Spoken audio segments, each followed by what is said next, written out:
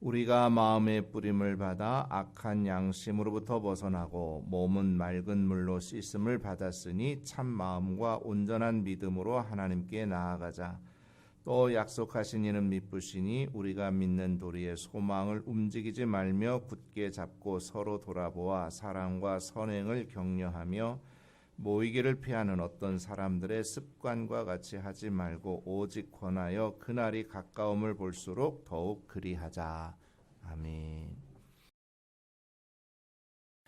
목회 데이터 연구소에서 작년 8월에 대학생 의식과 생활에 관한 조사를 했습니다.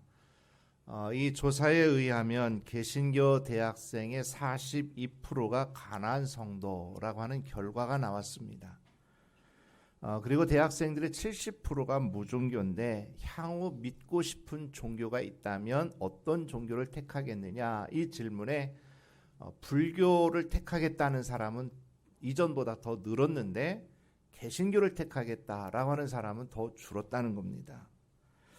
이는 결국 개신교에 대한 매력이 점점 떨어지고 있다는 증거입니다. 그렇지 않아도 개신교의 위상이 점점 낮아지고 있는데 이런 통계가 그 결과를 뒷받침해 주고 있어서 참 씁쓸하기만 합니다. 저출산의 영향도 있습니다만 한국 교회 절반이 교회학교가 없다라고 하는 이제 통계도 나와 있습니다. 대학생뿐만 아니라 일반 성도들 가운데도 가난한 성도가 점점 늘어가고 있습니다. 자, 이런 현상들을 볼 때에 한국 교회가 참 암담하기만 합니다. 교회를 나오지 않는 가난한 성도들이 이제 참 많아지고 있는데요. 그들이 왜 생겨날까? 나름대로 한번 정리를 해 보았습니다. 먼저 상처를 받아서 교회를 나오지 않게 된 경우를 생각해 볼 수 있습니다. 교회 안에서 신앙생활하다 보면 이제 성도들과 관계를 맺고 신앙생활하는데 그 중에서 이제 또 상처를 받고 또 시험을 받고 그래서 교회를 안 나오고 이제 또 다른 교회로 옮겨갑니다. 그런데 그 교회에서도 역시 똑같은 일을 겪게 되면서 방황하다가 결국에는 이제 교회를 나가지 않게 되는 경우이지요. 근데 사실 어느 교회를 가더라도 상처받지 않고 완벽하게 신앙생활할 수 있는 교회는 없습니다. 그런 교회를 찾다가 결국 방황하고 이제 교회를 안 나가게 되는 경우가 있는데요.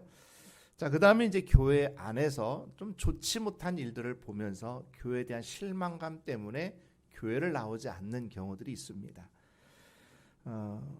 시험을 받고 상처를 받는 것은 좀 상대적일 수 있습니다. 그런데 이제 교회에서 보여지는 모습이 잘못된 것은 누가 봐도 명백한 잘못이기 때문에 실망하고 낙심할 수 있는 부분이 분명히 있습니다. 예를 들면 세습이라든지 목회자의 어떤 성적인 부도덕이라든지 횡령이라든지 여러 가지 일들을 통해서 교회가 세상과 다를 게 뭐 있냐, 교회가 이렇게 타락했다면 내가 굳이 교회를 다닐 필요가 뭐가 있겠느냐, 이러면서 이제 교회를 떠나는 경우도 있습니다.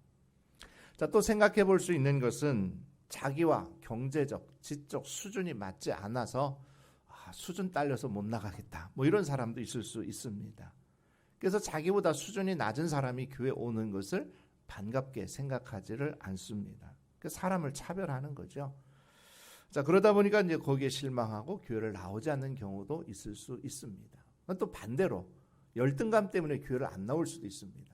교회를 나가 보니까 나보다 다 수준이 높아가지고 내가 여기서는 적응하기가 어려울 것 같아. 내가 여기서도 또 차별받고 힘들어지면 어떻게 하나? 또 지레건 먹고 아예 교회를 안 나오는 경우도 있을 수 있습니다. 그 밖에도 여러 가지 이유가 있을 수 있을 텐데요. 먹고 사는 거 힘들어서, 돈 버느라 바빠서, 이 모양 저 모양 여러 가지 이유로 이제 교회를 나오지 않고 이제 가난한 성도가 되는 경우들이 많이 있습니다. 자, 그런데 이들은 비록 교회는 나오지 않지만 자기는 늘 하나님을 믿고 기독교인이고 신앙생활을 하고 있다라고 생각을 하고 있습니다. 이게 교회만 나오지 않을 뿐이지 신앙은 여전히 유지하고 있다라고 말을 합니다. 자, 그러나 신앙생활이라고 하는 것은 자기 혼자만으로는 할 수가 없습니다. 자, 여러분 만족이라고 하는 단어의 뜻을 다 아시죠? 부족함이 없는 상태. 이게 이제 만족입니다. 근데 이 말의 유래가 여기에서 비롯됐다고 합니다. 자, 우리 몸에 이제 심장이 있습니다. 심장에서 피를 뿜어서 온 몸으로 공급을 해줍니다. 자, 그러면 이 피가 제일 늦게 도달하는 곳이 어디겠습니까? 심장에서 제일 먼 곳이죠. 손끝, 발끝입니다. 발끝이 제일 멀겠죠. 자, 그래서 만족이라고 하는 단어는 찰만의 발족자입니다. 그러니까 발까지 꽉 차는 거. 즉 피를 심장에서 뿜어서 온몸으로 공급을 해주는데 발끝까지 꽉 차서 부족함이 없는 상태, 이게 바로 만족이라고 하는 거예요. 자, 이렇게 보면 우리 몸이 참 신비합니다. 그러니까 우리 몸은 여러 지체가 있어서 그 지체들이 서로 연합해서 한 몸을 건강하게 유지시켜 주는 거예요. 자, 심장은 피를 뿜어주는 역할을 하는 거고요. 또 그러면 또 혈관을 통해서 그 피가 온 몸으로 공급이 되는 겁니다. 그러면 그거의 공급을 받아가지고 또 힘을 얻어서 이제 또 다른 지체들이 연합해서 그 몸을 건강하게 유지를 하는 거예요. 자, 마찬가지로 신앙생활도 우리가 교회에 나와서 교회를 이루는 우리 성도들, 지체들이 서로 연합해서 하나가 되어서 함께 서로 협력하면서 신앙생활을 유지할 수 있게 되는 거예요. 근데 내가 교회를 떠난다라고 하는 것은 그런 것들을 다 포기하는 것과 마찬가지입니다.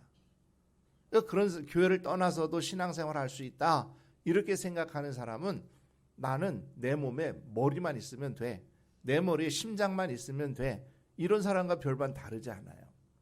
자, 머리가 중요하고 심장이 중요하지만 머리만 있다고 심장만 있다고 우리 몸이 건강을 유지할 수 있습니까? 아닙니다. 그러니까 온 몸에 있는 모든 지체들이 서로 협력할 때에 그 몸이 건강을 유지하는 거예요. 마찬가지로 우리가 신앙생활을 할 때에 이 교회를 떠나서는 홀로 신앙생활을 하는 것이 어렵다라고 하는 겁니다. 자, 교회는 분명히 여러 가지 약점들을 가지고 있습니다. 근데 우리가 착각하거나 오해하지 말아야 될 것이 교회는 의인들이 모인 곳이 아닙니다. 죄인들이 모인 곳입니다. 그러니까 죄인들이 모여서 내 죄를 하나님 앞에 고백하며 나 같은 죄인을 구원해 주신 하나님 은혜에 감사하며 하나님을 찬양하고 예배하며 사는 곳이 교회입니다. 그러니까 교회는 죄인들이 모인 곳이기 때문에 어느 교회를 가든지 이 땅에 완벽한 교회는 없습니다. 다 문제가 있기 마련이에요. 그러니까 중요한 것은 뭐냐? 우리가 그러한 문제가 있음에도 불구하고 교회에서 우리가 하나님의 말씀을 듣고 또 서로 협력하면서 우리의 신앙을 유지해 가야 된다라고 하는 겁니다. 그러니까 우리가 교회를 중심으로 신앙생활을 하지 않고 홀로 내가 교회 밖에서도 얼마든지 내 믿음을 지킬 수 있다 이렇게 생각하는 사람은 얼마 못 가서 그 믿음은 금방 떨어지고 말 겁니다. 그래서 우리는 이런 사실을 인정하고 나는 하나님 앞에 죄인이다 라고 하는 겸손한 마음을 가지고 우리가 교회 안에서 서로 부딪히면서 격려하고 위로하고 서로 교제하고 기도하면서 우리의 신앙을 지켜가야 될 줄로 믿습니다. 그래서 교회가 불완전하다고 해서 교회가 문제가 있다고 해서 우리가 교회를 떠난다면 오히려 그 사람은 어리석은 사람이라고 하는 거예요. 아니면 교만한 사람이라고 하는 겁니다. 교회가 많은 약점과 문제가 있음에도 불구하고 교회는 여전히 우리에게 필요한 줄로 믿습니다. 그러니까 교회가 잘못된 것이 아니라 교회를 다니는 사람들의 신앙이 좀 덜 성숙해서 문제가 드러나는 것이지 교회 자체가 잘못된 것이 아닌 거예요. 우리는 이것을 분명히 기억해야 됩니다. 자, 오늘 본문에서도 이제 그것을 우리에게 잘 말해주고 있습니다. 자, 오늘 본문 우리가 마음의 뿌림을 받아 악한 양심으로부터 벗어나고 몸은 맑은 물로 씻음을 받았으니 이렇게 이제 이어집니다. 그러니까 우리는 모두가 주님의 은혜로 구원을 받은 자들이에요. 죄 가운데서 사함을 받고 깨끗하게 입은 자들입니다. 자, 그렇다면 우리는 어떻게 해야 됩니까? 참 마음과 온전한 믿음으로 하나님께 나아가야 되고, 또 우리가 믿는 도리의 소망을 움직이지 말며 굳게 잡아야 되고, 서로 돌아보아 사랑과 선행을 격려해야 되고, 모이기를 피하는 어떤 사람들의 습관과 같이 하지 말고 모이게 더욱 힘써야 된다라고 하는 겁니다. 바로 여기에 교회의 필요성이 담겨져 있습니다. 자, 교회가 필요한 이유는 첫째 뭡니까? 참 마음과 온전한 믿음으로 하나님께 나아가기 위해서입니다. 자, 구원받은 우리는 날마다 하나님께로 가까이 나가야 될 줄로 믿습니다.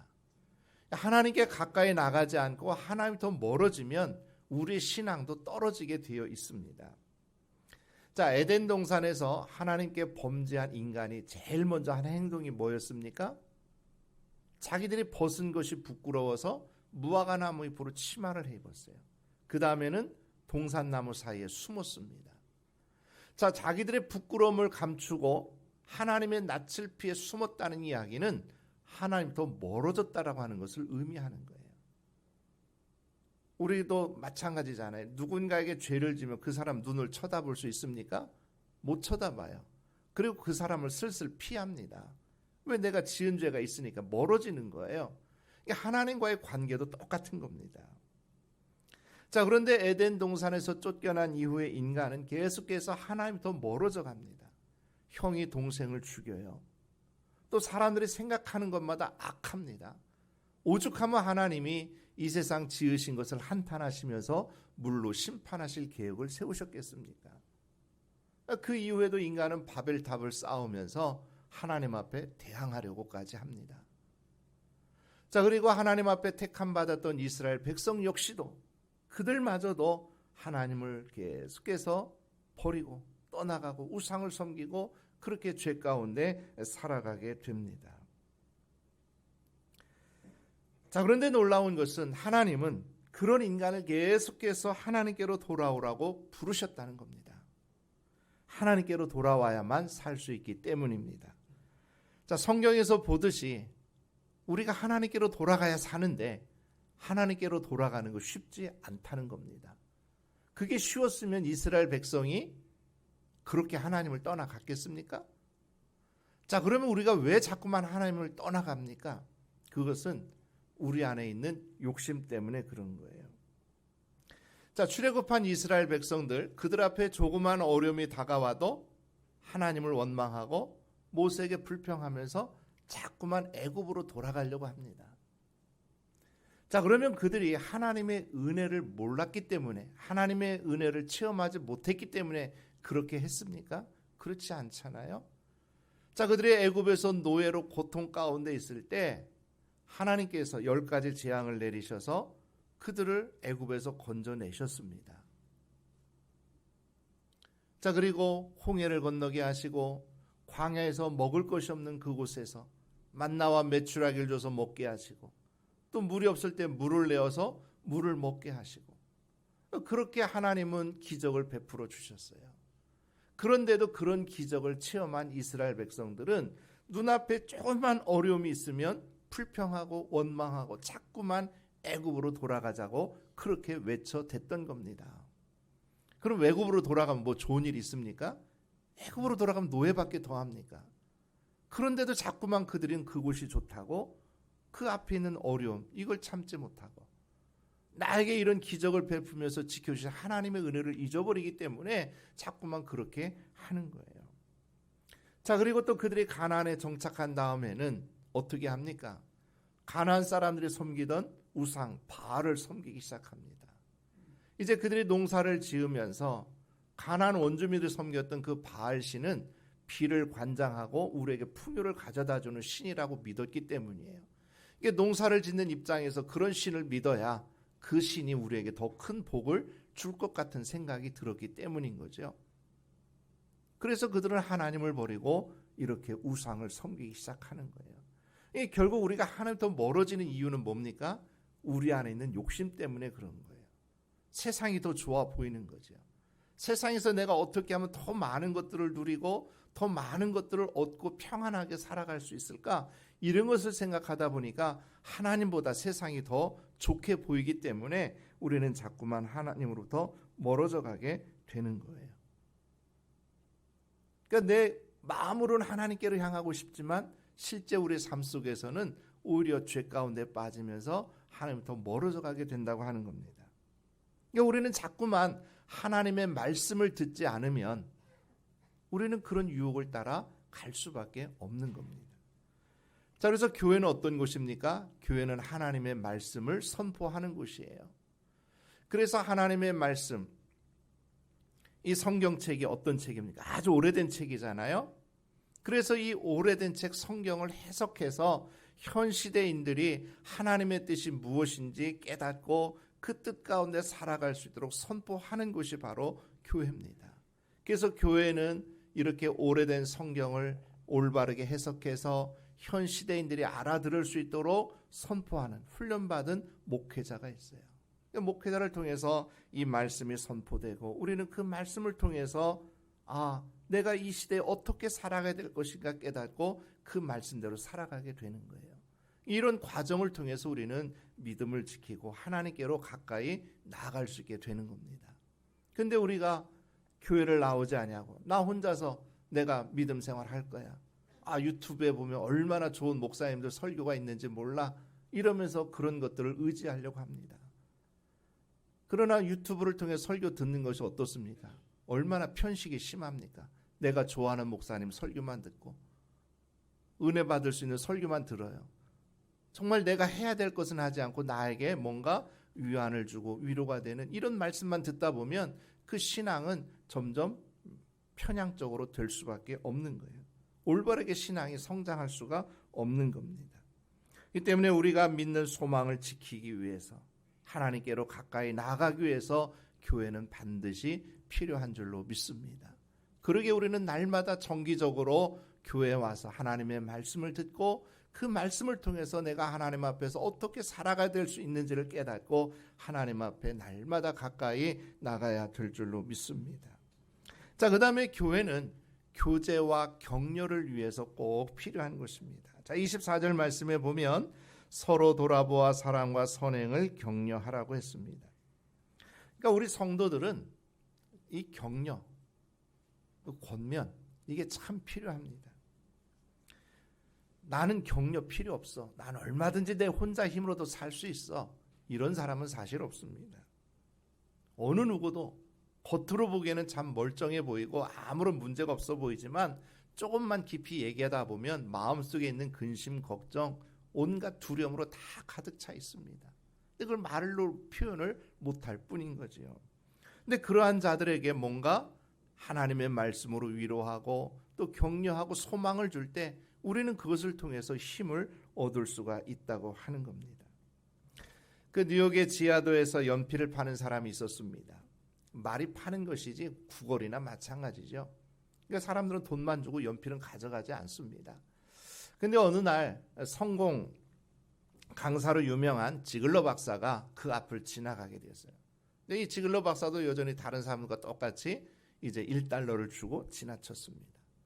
그러다가 무슨 생각이 났는지 다시 돌아와서 그 사람 앞에 가서 내가 아까 1달러 줬으니까 연필 하나 가져갈게요. 그러면서 이제 그에게 이 말을 전해줍니다. 당신도 나와 같은 비즈니스맨이요. 당신은 더 이상 거지가 아닙니다. 당신도 사업가입니다. 근데 이 한마디가 이 거지의 마음을 완전히 바꿔놓은 겁니다. 자, 이 지글러 박사의 말을 들은 거지가 생각하기를, 그래, 맞아. 저 사람의 말대로 나는 거지가 아니지. 나는 분명히 비록 노점이긴 하지만 내가 연필을 팔아서 그 판값을 정당하게 받는 거야. 나는 사업가 맞네. 이러면서 이제 이 생각이 완전히 이 사람의 마음을 바꾸어 놓은 겁니다. 그러면서 자기가 힘들고 어려울 때마다 나는 거지가 아니야, 나는 연필을 파는 사업가야, 이런 생각을 하면서 이제 마음을 고쳐먹고 열심히 일하기 시작한 겁니다. 그로부터 15년 뒤에 이 거지가 큰 회사를 경영하는 회장이 될 만큼 사업에 크게 성공했다고 하는 것입니다. 자, 지하도에서 연필을 팔며 구걸하던 이 거지를 일약 큰 회사의 사장으로 만든 것은 무엇입니까? 바로 말 한마디였어요. 그에게 격려해주는 말 한마디. 이것이 그 사람을 변화시킨 겁니다. 이게 바로 이 격려의 말 한마디가 사람을 변화시킨다는 겁니다. 자, 교회에서 서로 격려해주는 것이 얼마나 필요합니까?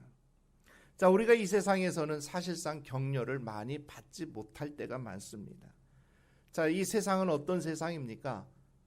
소위 1등만 기억하는 더러운 세상, 뭐 이렇게 표현을 합니다. 그러니까 성공한 사람만 인정을 해줘요. 자, 그러다 보니까 사람들은 수단 방법 가리지 않고 성공을 향해서 막 달려갑니다. 근데 성공하지 못하는 사람, 뒤로 처지는 사람들은 우울해질 수밖에 없는 거예요. 또 회사에서도 성과를 내지 못하면 질책을 받고 그 힘들어지는 겁니다. 그럼 당장이라도 회사를 때려치우고 싶고 또 하던 사업 다 접고 싶은 마음이 들 때가 한두 번이 아니겠습니까? 자, 이런 삶을 살다가 교회 와서 격려의 말 한마디, 위로의 말 한마디, 그래 내가 너를 위해서 기도하고 있어, 이런 말들이 우리에게 얼마나 큰 힘이 되겠습니까? 그러니까 교회는 외롭고 상처받은 영혼들에게 안전한 천국을 제공하는 곳이 되어야 될 줄로 믿습니다. 바로 교회는 그런 곳이라는 거예요. 그렇기 때문에 교회 밖에서 내가 혼자서 믿음 생활할 수 있다, 이렇게 생각하는 사람은 교회 안에서 얻을 수 있는 이런 것들을 얻지 못한다는 거죠. 그렇기 때문에 이런 격려를 통해서 성장할 수 있는 기회가 박탈되고 마는 겁니다. 자, 이렇게 우리는 서로 돌아보면서 격려하고 위로하고 교제하며 기도해주는 일을 힘써 해야 될 줄로 믿습니다. 그래서 지난주에 말씀드린 것처럼 이 성도의 교제는 교회의 사명입니다. 교회가 반드시 해야 될 일이에요. 자, 여러분, 무엇을 가까이 하느냐에 따라서 사람의 삶이 달라집니다. 자, 똑같은 종이로 향수를 싸면 거기서 무슨 냄새가 나요? 향내가 나요. 근데 똑같은 종이로 생선을 싸면 무슨 냄새가 납니까? 비린내가 나요. 이게 무엇을 가까이 하느냐에 따라서 달라지는 거예요. 마찬가지 우리들도 죄악 가운데 사는 사람들과 함께 어울려 살면 나도 그 영향을 받아서 죄 가운데 빠질 수밖에 없습니다. 그러나 어떻게든 내가 죄인인 것을 인정하고 하나님 앞에서 열심히 믿음으로 살려고 하는 그런 영적인 환경 속에서 살아가면 나도 그 영향을 받아서 영적으로 성장할 수밖에 없는 거예요. 그러니까 교회 안에서 이런 교제가 우리에게 얼마나 중요한지 모릅니다. 잠언 27장 17절에 보면 철이 철을 날카롭게 하는 것 같이 사람이 그 친구의 얼굴을 빛나게 하느니라. 철이 철을 날카롭게 해요. 마찬가지로 영적인 분위기 안에 있을 때 우리는 서로에게 영향을 주고 받으면서 우리의 믿음이 성장하게 될 줄로 믿습니다. 그러니까 우리의 신앙이 성장하려면 그 환경이 중요한 거예요. 그래서 사탄이 제일 좋아하는 것이 바로 영적인 고립이라고 하는 겁니다. 홀로 내버려 두는 거예요. 자, 홀로 있을 때 우리는 보통 어떻습니까? 아무도 보는 사람이 없을 때, 홀로 있을 때 우리의 삶이 막 더 진지해지고 막 우리가 하나님 앞에 더 가까이 나가려고 하고 그러기가 쉽습니까? 아니면 그냥 내 마음대로 내 멋대로 죄 짓는 것이 쉬워집니까? 후자지요. 당연합니다. 이건 누구나 다 마찬가지일 거예요. 사람들이 보는 앞에서 누구든지 다 잘하지요. 사람이 보지 않는 곳에서는 얼마든지 잘못할 수 있는 여지가 더 점점 커진다라고 하는 거예요. 이게 사탄은 늘 우리를 고립시키려고 하는 거예요. 야, 굳이 교회 나가냐? 혼자서 너 신앙생활 얼마든지 잘할 수 있지 않느냐? 이런 식으로 우리를 유혹하는 거예요. 그래서 내가 홀로 신앙생활 하다 보면 우리는 그만큼 죄의 유혹을 많이 받고 나도 모르는 사이에 서서히 믿음이 떨어져 가게 되는 겁니다. 자, 물론 교회 안에는 여러 가지 다양한 사람들이 있습니다. 그렇기 때문에 그 안에서 상처 받을 수도 있고 어려울 수도 있어요. 그런데 사도 바울이 말한 것처럼 누가 네게 혐의가 있거든 서로 용납하여 피차 용서하되 주께서 너희를 용서하신 것과 같이 너희도 그리하고 이 모든 것 위에 사랑을 더하라. 이는 온전하게 매는 띠니라. 그러니까 서로 용서하고 사랑하면서 우리가 서로 좋은 영향을 주고받으면서 살아가는 것, 이것이 우리에게 필요하다라고 말씀하고 있습니다. 그래서 우리가 교회 안에서 물론 좋지 않은 일들도 경험할 수 있지만, 그러나 그것을 넘어서서 우리는 더 큰 은혜와 사랑을 받을 수 있기 때문에 이 교회 안에서 우리가 서로 교제하고 격려하고 위로하고 기도하는 일들이 필요하다고 하는 겁니다. 그리고 또 이 교제와 격려가 우리를 좀 더 책임 있게 신앙생활을 할 수 있도록 이끌어줍니다. 그래서 누군가가 믿음이 처져 있고 교회를 나오지 않으면 여러분이 찾아가든 교역자가 찾아가든 그래서 그를 붙잡아주고 권면해 줍니다. 그러면 그가 또 믿음이 쭉 처져 있다가도 다시금 위로받고 힘을 얻어서 믿음 생활에 힘을 내기 시작을 합니다. 우리가 이렇게 서로 돌아보는 것이 중요해요.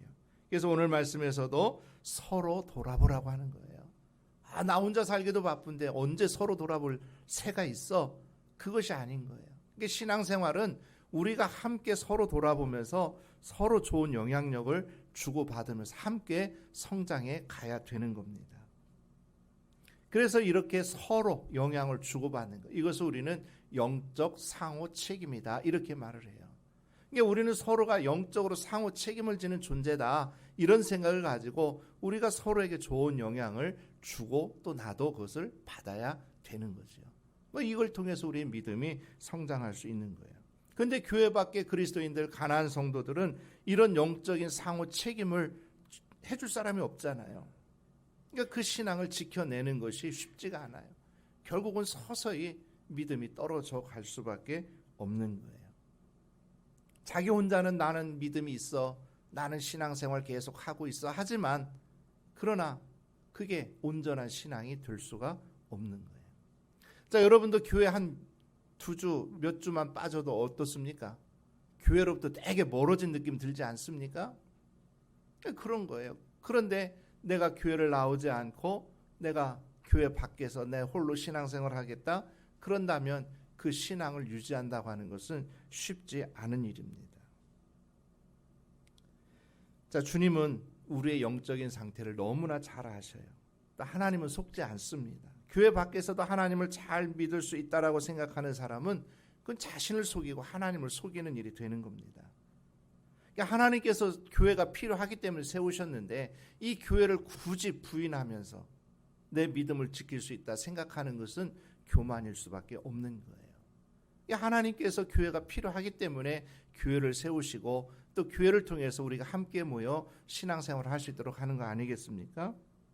그렇기 때문에 우리는 늘 교회를 중심으로 신앙생활해야 될 줄로 믿습니다.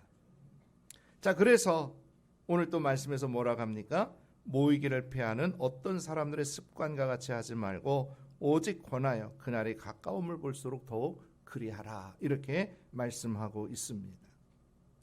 자, 모이기를 패하는 사람들이 있었어요.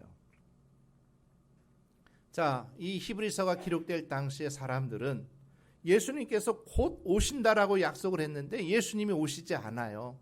그러면서 자기들은 계속 핍박 속에 여러 가지 환난과 고통 가운데 막 힘들어지는 거예요. 그러다 보니까 믿음이 흔들립니다. 내 예수 믿어봤자 교회 다녀봤자 아무런 소용도 없네. 예수님 오신다던 예수님 오시지도 않네. 이러면서 믿음이 흔들려요. 교회를 나가지 않아요. 굳이 모일 필요 있느냐 이렇게 생각을 합니다. 그런데 히브리서 기자는 뭐라고 말합니까? 모이기를 피하려고 하는 그런 사람들 따라가지 말라는 겁니다. 오히려 주님은 약속하신 대로 곧 오실 건데 그날에 가까울수록 우리는 더욱더 모인 일에 힘써야 된다 이렇게 말하는 거예요. 그럼 왜 모여야 됩니까? 모여서 바로 하나님을 예배하기 때문입니다. 하나님은 우리의 예배를 받기 원하십니다. 예배하는 자를 찾으십니다. 우리가 예배할 때 하나님께서 기뻐하셔요. 예배는 하나님께서 베푸신 은혜에 우리가 응답하는 행위이기 때문에 하나님은 언제나 우리의 예배를 받으시기 원하십니다. 여러분도 늘 예배하는 일에 최선을 다할 수 있기를 바랍니다. 하나님이 찾는 그런 참된 예배자가 될 수 있기를 바랍니다. 자, 그런데 코로나 이후에 굳이 교회 가서 예배를 드려야 되느냐, 이렇게 생각하는 사람들이 점점 많아졌어요. 특별히 아주 좋은 핑계거리가 딱 생겼죠. 뭐예요? 온라인 예배예요. 교회 나가지 않아도 온라인 예배를 통해서 얼마든지 나 예배 드릴 수 있습니다. 그리고 또 교회 나가는 게 귀찮아지면 목사님 오늘은 그냥 집에서 온라인으로 예배 드릴래요, 뭐 이렇게 얘기를 합니다. 자, 그러나 여러분도 경험했습니다만 온라인 예배와 또 교회에서 예배 드리는 것 차이가 있습니까? 없습니까? 있어요. 자, 온라인 예배는 내가 아무리 정성껏 예배를 드린다 해도 이렇게 교회 현장에 나와서 예배 드리는 것과는 전혀 다릅니다. 내 복장이라든지 자세라든지 예배 드리는 태도라든지 또 하나님 앞에 집중하는 일이라든지 뭐 헌금하는 거라든지 모든 것이 다 비교가 될 수밖에 없어요. 자, 그래서 교회마다 사실은 온라인 예배에 대한 고민이 많아요. 온라인 예배를 드리자니 이 핑계거리가 되고, 또 온라인 예배를 안 드리자니 또 정말로 필요한 경우가 있거든요. 정말로 사정이 있어서 교회를 못 나올 경우에는 이렇게 온라인 예배라도 있으면 그렇게라도 예배 드릴 수 있는 것이 참 감사하고 좋은 일이잖아요. 근데 우리가 분명히 알아야 될 것은 정말 이 온라인 예배는 내가 어쩔 수 없을 때, 정말 코로나 같은 일이라든지 아니면 내가 뭐 출장을 갔다든지 내가 출근을 한다든지 뭐 교회를 나올 수 없을 때 부득이한 경우에 이렇게 온라인을 통해서라도 같이 예배 드릴 수 있으면 그것은 우리에게 참 유익한 도구가 될 수 있는 거예요. 그래서 이 온라인 예배는 보조적인 수단으로 삼아야 되지 주 수단으로 삼으면 안 된다는 겁니다. 그래서 우리가 예배가 중요한 것은 뭐냐? 예배 생활을 제대로 하지 않으면 신앙 생활을 온전히 할 수 없기 때문입니다. 명목상의 신앙은 지킬 수 있지만 내 믿음이 성장하고 성숙한 신앙생활을 하기란 어렵습니다. 자, 물론 교회를 나온다고 무조건 다 믿음이 성장하고 성숙하고 이런 것만은 아니죠. 그러나 그것조차도 안 된다는 거예요. 그렇기 때문에 우리는 날마다 교회를 중심으로 신앙생활을 해야 되고 교회는 반드시 우리에게 필요한 겁니다. 자, 오늘 교회는 여러 가지 좋지 않은 모습, 부족한 모습을 많이 보여주고 있는 건 사실입니다. 그것은 우리의 신앙이 덜 성숙했기 때문에 나타나는 모습이지 교회 자체가 잘못된 곳이고 또 교회가 필요 없다는 얘기는 아닌 겁니다. 교회는 여전히 우리에게 필요한 겁니다. 교회는 우리의 믿음을 지키고 올바른 믿음 생활할 수 있는 장이기 때문에 그렇습니다.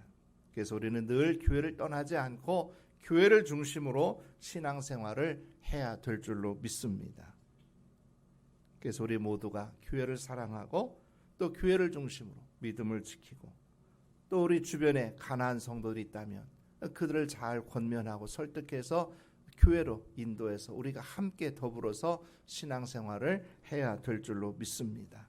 그래서 우리 모두가 교회를 중심으로 주님의 기뻐하시는 뜻을 따라 살며 하나님의 영광을 드러내며 살아간 우리 모두가 될 수 있기를 주님의 이름으로 축복합니다.